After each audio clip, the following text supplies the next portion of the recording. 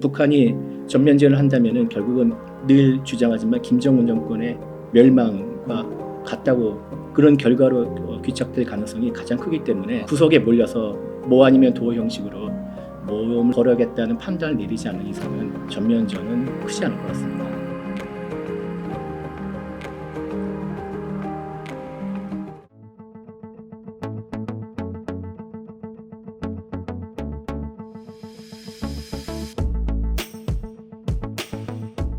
불러주셔서 감사합니다. 저는 중앙일보에서 국방부를 출입하고 있는 국방선임 기자 및 그리고 군사안보연구소라는 조그만 그 싱크탱크까지는 아니어도 조그만 연구 조직을 이끌고 있는 이철재입니다. 국방부 출입한 지는 2016년부터니까 횟수로는 한 8년이 넘네요. 네. 넘는데 이게 좀 이렇게 국방부 기자단에는 그 쟁쟁한 선배들이 많기 때문에 제가 그 끄트머리 일은 아니지만 네. 그렇다고 또 위도 아니고 한 중간 정도 된다고 보시면 됩니다. 예. 그 가운데선 가장 유명하시지 않나요? 아유, 쟁쟁한 선배들 너무 많아가지고요. 네. 예.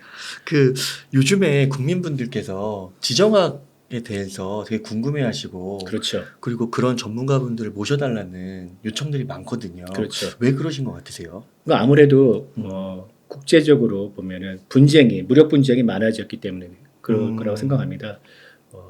냉전이 끝나고 난 다음에 세상이 다 평화로워질 거라고 예상들 했고, 그래서 많은 국가들이 군비를 축소하고 군대를 줄이고 그러지 않았습니까? 근데 그 예상과 달리 최근에 들어서 다시 그 신냉전이라고 하죠. 그 기존에 있었던 냉전과 다른 또 어떤 국제 질서가 형성이 되면서 그리고 그 무력 충돌이 더 빈번하게 일어나고 그러면서 그게 우리 영향에 특히 경제 및 여러 분야에서 영향을 미치기 때문에 아무래도 많은 관심들을 가지고 있는가 생각합니다. 그럼 진짜 우리들은 그 자유화 시대보다는 신냉전의 시대를 앞으로 살아갈 거다 이렇게 생각하는 게 맞는 걸까요? 그렇죠. 어떤 변화가 있지 않은 이상 신냉전 질서가 상당히 국제 전체적으로 뭐 정치, 경제, 사회 전반적으로 더 지배하지 않을까 그렇게 개인적으로 생각합니다. 그러니까 이런 지정학 흐름은 한번 나타나면 뭐 30년 이렇게 간다고 그러더라고요. 그렇게 이제 세계체전에는 그렇게 얘기를 하는데 뭐 제가 뭐 그 정도로 이렇게 뭐 달리 뭐 공부한 건 아니지만 해도 상당히 오랜 기간 지배할 것 같다고 생각합니다. 당연히 여기에 관심을 갖고 공부해야겠네요. 그렇죠. 그리고 주의를 하고 경계를 하고 그렇게 해야겠죠. 개인들뿐만 아니라 기업, 국가 뭐 다 마찬가지입니다. 예. 그렇군요. 그러면은 또 저희 한반도 이슈로 좀 돌아오면요. 북한이 최근에 도발 수위를 되게 높이는 것 같습니다. 예. 또 현재 상황을 좀 어떻게 보고 계신지 궁금합니다. 일단은 이렇게 생각하면 되겠습니다. 일단 작년 말부터 김정은이 직접 스피커로 나서면서 우리 한국을 상대로 호전적인 그런 언사를 늘어놓고 있죠. 예를 들면은 적대적 남북한 관계를 적대적 교전국 관계라고 규정을 하고 또 이런 남조선 전 영토를 평정하기 위한 대사변 준비 박차를 가하라 이런 지시까지 내리면서요. 지금까지는 남한이라 뭐 남조선 이렇게 평가했는데 대한민국이라고 칭하면서 그 대한민국과의 관계를 주적 관계라고 하고 그리고 또 이제 자기 딸을 와 함께 탱크 부대나 뭐 공수 부대 훈련 장면 같이 데려나가고 이런 장면 이런 모습을 보여줄 수 있으면서 또 이런 얘기를 했답니다. 군부대 훈련에 참관하면서 첫째도 둘째도 셋째도 전쟁 준비하라 이런 식으로 이런 언동이 되게 예사롭진 않죠. 그러나 제가 여기 오기 전까지 군 당국을 확인한 바는 어떤 전방에 특이한 징조는 없답니다. 그래요? 예. 말만 하는 거예요? 현재로서는 그렇죠. 예, 이렇게 호전적인 언사를 내비치면서도 직접적으로 어떤 준비를 하거나 그러니까 어떤 전면적 최소한 무력 도발을 하는 준비 정황이 안 보이는 것은 되게 단정짓기는 어렵지만은 진짜 북한이 원하는 것은 당장 무슨 어떤 전쟁은 아니다 이렇게 추정할 수가 있겠죠. 그러니까 만약 북한이 진짜 한국을 상대로 전면전 죽기 살기로 덤벼들기 생각이라면은 이런 얘기는 안 하겠죠. 철저하게 기만 평화 공세를 하면서 우리는 전쟁 안 일으키겠다. 그러면서 이제 몰래 저 최전방으로 병력이나 물자 이런 장비, 뭐 연료 이런 것들을 조금씩 모아놓고 전쟁 계획을 해서 그렇게 하겠죠. 기습을 하는 거군요. 기습으로서 보통 전쟁을 시작하지 않습니까? 북한도 그런 게 능하고.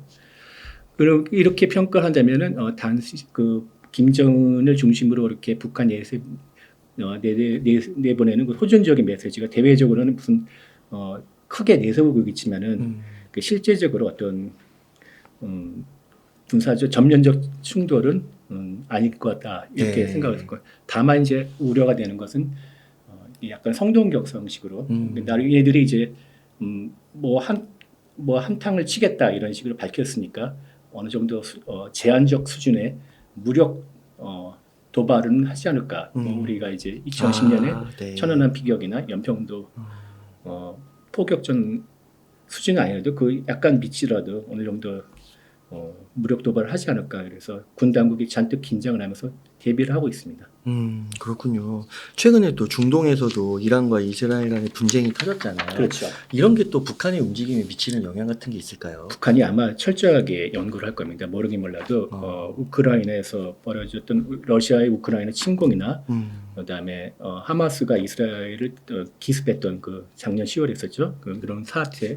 그다음에 이란이 이스라엘을 지난 주말에 벌어졌던 그 타격전 이런 것들을 유심히 지켜볼 것입니다. 자기네들이 어떤 전훈이라고 하죠. 교훈을 도출해가지고 실제 작전 운영에 이용하고자 하는데 또 이렇게 생각할 수 있는 게 뭐냐면은 일단은 이란은 그 무인기와 탄도미사일, 순항미사일 섞어 쏘기로 해서 일제 사격을 군사적으로 쌀보라고 하는데 일제 사격을 해가지고 이스라엘 방공망을 교란하려는 목적으로 한꺼번에 하면은 과부하 걸리니까 제대로 대응 못하겠죠. 근데 어쨌든 간에 이스라엘 주장은 99%를 요격하지 않았습니까?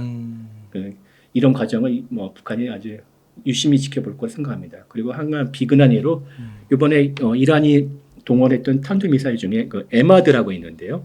이게 최대 사거리가 1,700km인데 이게 북한 기술이 녹아 있습니다. 그래요? 예, 북한의 그 노동 미사일 설계를 바탕으로 와. 만든 그 그럼 이란의 북한하고 이란하고 막 교류를 했다는 건가요? 그렇죠. 오, 군사적 네. 그 기술 교류가 되게 긴밀합니다.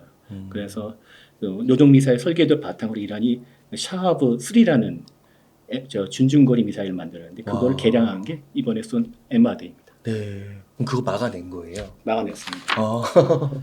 막아냈는데 이스라엘이 막아낸 것도 있지만 어제인가 그 미국의 탐사 전문 매체인 그 인터셉트에 따르면 절반은 미국이 요격했다고 하네요. 그렇군요. 혹시 그 지난번에 하마스가 막 그 재래식 무기 막 썼을 때는 못 막지 않았나요? 이스라엘이 막긴 막았는데 이스라엘의 그 아이언돔이라는 네, 그 아이언돔. 요격체계가 막을 수 있는 이상의 수량으로 맞아요. 집중 공격을 하니까 순식간에 과부하 걸려서 많이 못 막은 거죠. 이번에는 그렇게 많지 않았나 보네요. 상대적으로. 이번에도 뭐 다 합하면 330기 그래요? 그러니까 순항 미사일, 탄도 미사일, 무인기 다 합쳐 330기 정도로 하는데 일단은 하마스는 이스라엘 바로 옆에 있는데 또 그렇구나. 이란과 이스라엘 거리는 1,000km가 넘습니다. 그래서 넘습니까? 그리고 미사일을 쏜다면 한 10분 넘게 탄도 미사일 경우 10분 넘게 하기 때문에 경보 시간이 좀 충분했다고 볼 수 있고요. 그리고 아까 말씀드린 미국도 도왔고 그다음에 영국, 프랑스, 심지어 그 같은 아랍 국가인 요르단도 그 방공 작전에 참여를 했기 때문에 99%를 요격했고 나머지 1%도 그에 대한 피해도 경미했다고 하지 않습니까? 이스라엘 주장에 따르면요. 네, 진짜 그 거리가 좀 있어서 그런 결과가 나왔는지 모르겠지만 진짜 그렇게 요격에 앞으로도 성공한다고 하면 북한도 미사일 쏘기가 쉽지 않겠네요. 근데 이스라엘과 달리 한국은 네. 한반도는 중심이 짧지 않습니까? 저 남쪽 끝에서 북쪽 끝까지 1,000km 좀 넘는다는 그런 1,000km 언저리인데 만약 평양에서 제가 이제 미사일 전문가인 그 권용수 전 국방대 명예교수에게 부탁을 드렸더니 평양에서 수도권으로 만약 이제 스커드 B 정도의 그 단거리 탄도 미사일 쓰면은 5분도 안 걸립니다. 그래요? 예, 5분도 안 걸리기 때문에 시간이 길어야지 탐지를 하고 그 다음에 여러 번의 요격기를 가질 수 있는데 5분도 안 되는 거리라면은 진짜 한 번에 다 해치우지 않으면은 쉽진 않겠죠. 야, 그렇군요. 북한의 미사일 수준도 꽤 높은가 봐요. 북한은 한국과 재래식 전쟁을 벌일 때 지금 뭐 전차나 전투기를 다 낡고 잠수함, 전투함 정도 낡기 때문에 상대가 안 된다고 생각해서 비대지 정력을 꽤 집중적으로 투자했고 북한에 대해서는 비대지 정력이 핵과 미사일이 대표적으로 꼽을 수 그렇군요. 있습니다. 그렇기 때문에 미사일에 대해서 엄청나게 많이 투자했습니다. 투자를 했고 오히려 한국보다 더 미사일 개발 역사가 길다고 볼 수 있습니다. 아, 그렇군요. 또 그 이슈가 연말에 미국 대선에서 그 트럼프의 당선, 그렇죠. 그게 또 큰 변수로 작용할 것이다. 이렇게 이야기를 하는데, 뭐 트럼프가 당선되거나, 뭐 바이든이 당선되거나, 북한의 뭐 움직임의 변화가 있을까요? 제가 만약 김정은이라면 네. 트럼프의 당선을 정말 바라면서 그래요? 정화를 떠놓고 기도를 하겠습니다. 그건 왜 그런 거예요? 다시 또 한 번의 북한에서 최고의 기회가 돌아올 거라고 생각하기 때문입니다. 물론 뭐 트럼프 집권 기간 동안 북한과 미국은 그 비핵화 협상을 벌였고 물론 결과가 안 좋아서 파투가 났지만은 그때 못했던 그 협상에서 북한이 얻어내지 못했던 제재 대북 제재 해제 그리고 북미 수교 경제 지원 이 세 가지를 한꺼번에 다 얻을 수 있는 기회가 또 올 거라고 북한은 분명히 그 계산을 할 것이라고 생각합니다. 예, 트럼프가 집권한 경우에는 물론 뭐 트럼프 자체는 협상을 좋아하는 뭐 사업가이라고 하지만 그 개인적으로 트럼프 개인적으로 그 독재자나 권위주의 체제에 대해 호감이 많고요. 김정은과의 브로맨스를 자랑하지 않았습니까? 뭐 잘 통한다, 케미가 통한다 이런 식으로. 그래서 분명히 트럼프가 집권하면 또 한 번의 그런 협상을 진행할 것이고 이번에는 북한이 나름대로 현명하게 굴어서 많은 걸 얻어내게 하겠죠. 그 결과는 어떻게 될지 모르겠지만 그리고 또 최소한 그 정도는 아니라도 트럼프가 당선이 되면은 주한미군을 철수를 시키거나 아니면은 대폭 수를 줄이거나 또 한미 연합 훈련도 마찬가지 연합 군사 훈련도 아예 폐지를 하거나 아니면 전면 상당 부분 축소를 하는지 이런 정책을 펼칠 가능성이 크기 때문에 북한으로서는 아주 유리한 국면이 조성이 되는 겁니다. 진짜 주한미군 철수 가능성도 있을까요? 트럼프가 분명히 이렇게 얘기를 하고 있기 때문에 그런 가능성을 내비치고 있기 때문에 물론 뭐 쉽지는 않겠지만은 최소한 그런 트럼프의 전략이라지 않습니까? 협상 전략이 그렇게 강하게 던지고 난 다음에 최대한 자기 것을 챙기는 그러니까 아마 분명히 그런 식의 발언은 할 거라고 생각합니다. 하고 나서 돈을 많이 받거나 그렇죠. 방위비 분담금이든지 아니면 다른 것들을 뭐 무역에서 어떤 이익을 얻는다든지 이런 식으로. 또 어떤 미디어를 보니까요. 그 주한미군을 그냥 미국으로 돌려보내고 우리 핵무장하자. 예. 그럼 핵을 만들 명분도 생기는 거다. 예. 이런 이야기도 하더라고요. 그런 식으로 미국 워싱턴 주에서 몇몇이 그런 식으로 주장을 하고 있고 트럼프가 거기에 대해서 상당히 어떻게 그렇죠 개인적인 추정이지만 괜찮은 방안이라 생각할지도 모릅니다. 그래요? 예, 모르는데 근데 별개의 문제고. 그래서 그거는 조금 더 지켜봐야겠네요. 그렇죠. 예. 네, 큰 문제인 것 같은데요. 그렇군요. 그러면 이렇게 좀 이제 이스라엘, 뭐 이란, 또 트럼프 뭐 이런 것들 이제 종합적으로 봤을 때요. 또 예. 지금까지 북한이 한 언사들 이런 걸 봤을 때 실제로 북한이 진짜 뭐 중국이 대만을 침공하는 계획이 뭐 27년에 있다 뭐 이런 것처럼 북한도 한국을 남침을 할 수 있다 이런 뭐 가능성도 있다고 보시나요? 가능성이야 있죠. 북한이 그걸 위해서 준비를 해왔겠지만 막상 그걸 실행할까에 대해서는 저는 개인적으로 회의적으로 생각합니다. 왜냐하면 남북한 간의 전면적인 전쟁은 제 판단으로는 결국은 한국이 승리합니다. 물론 이제 승리를 할 때 그 기간이 얼마나 걸리나 또 우리가 입게 될 피해가 우리가 지불해야 될 기회비용을 지불 우리의 피해가 얼마나 크냐에 따라 다르겠지만 결국은 승리합니다. 왜냐하면은 재래식 전력에서 한국이 앞서 있고 북한이 핵미사일로 위협을 한다거나 아니면 대응을 한다고 미국의 확장 억제, 그러니까 미국이 핵유산을 씌워주겠다는 공약이 핵 확장 억제인데 안보 공약이 확장 억제가 제대로 작동한다는 전제에서 우리가 이깁니다. 뭐 어쨌든 북한이 전면전을 한다면은 결국은 우리가 늘 주장하지만 김정은 정권의 멸망과 같다고 그런 결과로 귀착될 가능성이 가장 크기 때문에. 김정은으로서는 정말 구석에 몰려서 뭐 아니면 도 형식으로 모험을 걸어야겠다는 판단을 내리지 않는 이상은 전면전은 선택하려는 그러면 그게 크지 않을 것 같습니다. 이 핵이나 그 미사일 등에서 비대칭 무기가 발달돼 있다고 했잖아요. 그러면은 그거를 쏘면 미국이 바로 응대를 하는 거예요. 한국과 미국 같이 연합을 해서 대응을 어. 하는 거죠. 그래서 여러 가지 시나리오가 있고 거기도 준비하는데 물론 뭐 그거를 100% 막을냐 안 막냐는 그건 서로 다치는 거. 그거에 대해서는 뭐 장담을 할 수는 없겠지만 상당 부분 현재 가지고 있는 자산으로서도 상당 부분 요격할 수 있고 우리가 좀 더 그 요격률 높이려고 많이 노력을 하고 있고 투자를 하고 있기 때문에 어느 정도 수준까지 올라갈 거라고 생각하고 있습니다. 그러면은 그런 이제 북한이 만약에 침공하는 것이 곧 이제 북한 정권의 괴멸이다. 그렇죠. 그렇게 볼 수도 있을 것 같고 또 그러면은 그런 방법 외에도 뭐 한반도 통일 가능성 그런 것은 좀 어떻게 보세요? 그게 참 어렵지만 또 저 개인적인 의견을 전제로 말씀드리자면은 북한은 굉장히 북한 정권의 생명이 굉장히 끊기죠. 1990년대 북한에서 고난의 행군이라는 기간이 맞아요. 있었습니까? 그 소련이 무너지면서 동구권이 무너져가지고 대외적 여건이 굉장히 안 좋은 상태에다가 홍수가 나면서 식량난을 겪고 경제난이 이어지면서 상당히 많은 아사자가 발생했고 그리고 뭐 꽃제비 이런 얘기도 있었지 않습니까? 맞아요. 사회 배급제도 사실상 뭐 붕괴됐고 그럼에도 불구하고 그 당시에는 많은 수의 전문가들이 북한 정권은 뭐 5년 내 10년에 망할 것이다 이렇게 예상을 했는데 결과는 아직까지 2024 현재까지도 이어지고 있지 않습니까?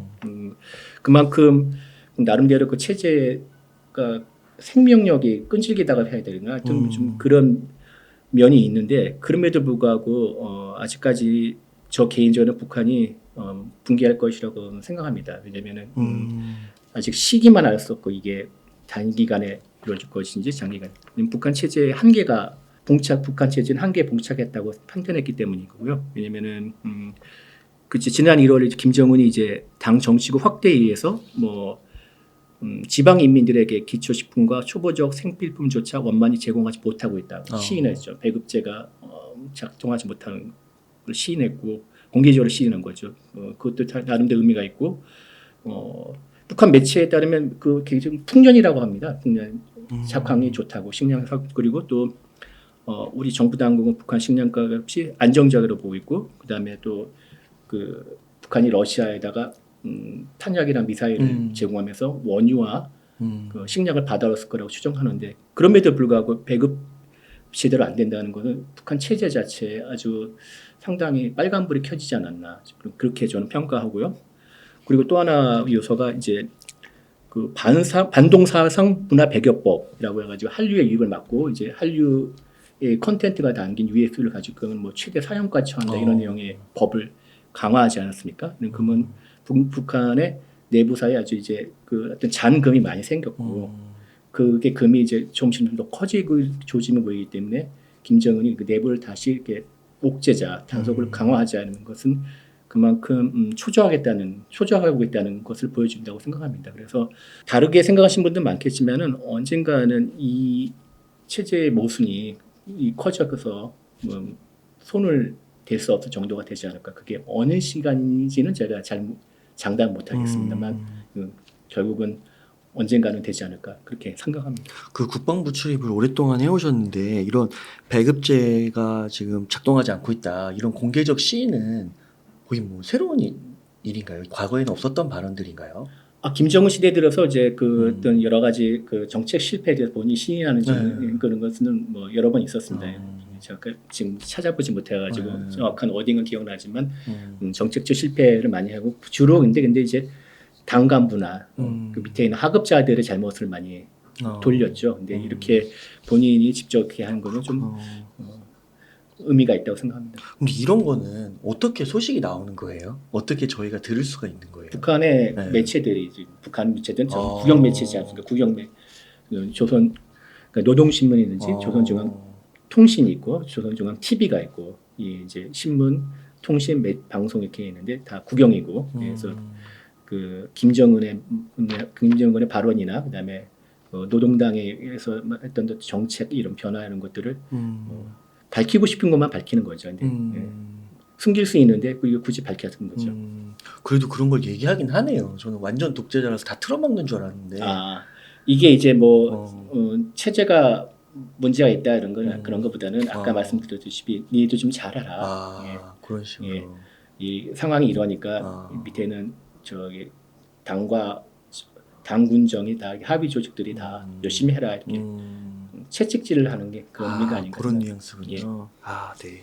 그 기자님께서 이렇게 오랫동안 출입을 하시고 이렇게 그동안 리서치도 해오시면서 많은 거를 보셨을 것 같은데 대한민국이 북한 정권을 좀 무너뜨리는 그런 뭐 실용적인, 현실적인 그런 방법들이 좀 있을까요? 아, 그게 막 있다면 벌써 무너졌겠죠. 네. 아까 대한민국은 6.25 전쟁 이후에 이제 북한과 체제 경쟁을 하면서 북한은 한국을 상대로, 한국은 북한을 상대로 상대 체제를 무너뜨리려고 뭐 가진 수를 썼는데 양쪽 체제가 다 현재 상태는 건재하지 않습니까? 네. 건재하는데 그 딱 한 발로 북한 체제를 붕괴시키는 그 마법의 탄환은 없습니다. 없는데 다만 이제 그 뭐라 그럴까 그 서서히 두 가지 방법이 있을 수 있다고 생각하는데 하나는 북한을 말라 죽이는 그러니까 외부의 현재 이제 대북 경제 제재가 국제적으로 이루어지고 있는데 그걸 더 촘촘하게 더 강하게 하면서 북한 경제를 말려 죽이는 방법이 있을 수 있겠고 또 하나는 한류를 북한사에 깊숙이 더 활발하게 침투시키는 방법이 있겠죠. 북한이 가장 두려워하는 것 중에 하나인데 두려워하는 방법인데 북한의 김여정까지 그러니까 김정은의 동생 김여정까지 나서서 대북 전단 삐라살포에 대해서 강력하게 비난하지 않았습니까? 그만큼 북한이 그거에 대해서 민감하게 생각한다는 반증이라고 보면 됩니다. 근데 그거 삐라 불법 서로 안 하기로 한 거 아닌가요? 아 그때 몇 년 전 국회에서 됐는데 이제 통일부나 이런 데서는 그거 좀 융통성 있게 네. 하긴 하는 거예요 지금도. 현지에서는 안 하고 있는데요. 예. 그거는 뭐 정부가 하는 게 아니라 민간 단체가 주도를 하는데 예. 민간에서도 예. 하니까 예. 그러겠네요. 맞아요. 그 무슨 저도 들어보니까 무슨 저기 북유럽 국가들에서 무슨 그 재단 같은 데서도 한국에 자주 오시는 분이 있는데 그 삐라 그런 거 날려보내고 풍선 날려보내고 막 그런다고 하시더라고요. 인권 문제로 이제 인권 문제로, 맞아요. 인권 문제로 보고 있으니까요. 이 사안을. 예. 그렇구나. 그 옛날에는 햇볕 정책이라는 거 얘기 많이 나왔던 것 같은데 이거는 어떻게 보면 실패한 거라고 봐야 되는 걸까요? 되게 어려운 문제인데요. 네. 또 개인 의견을 물어보신다면은 그 나름대로 절반의 성공, 예, 그 북한 사회를 좀 더 어떤 그 외부의 영향력에 좀 더 이렇게 끌어오고 노출시키고 그다음에 어느 정도 변화까지는 아니었지만 기반을 마련할 때는 그때 남북 관계가 좋았지 않았습니까? 근데 그런 걸 높게 평가하고 있는데 당초 목표했던 거에 어떤 그 예를 들어서 평화 체제의 정착이라든지 뭐 어떤 긴장 관계 완전한 해소 이런 거는 현재 못 이루지 않았습니까? 그래서 절반의 성공이라고 개인적으로 평가합니다. 참 이 국제 질서에서는 힘이 중요한 것 같기도 하고요. 그렇죠. 힘을 바탕으로 평화가 나오는 거죠. 네.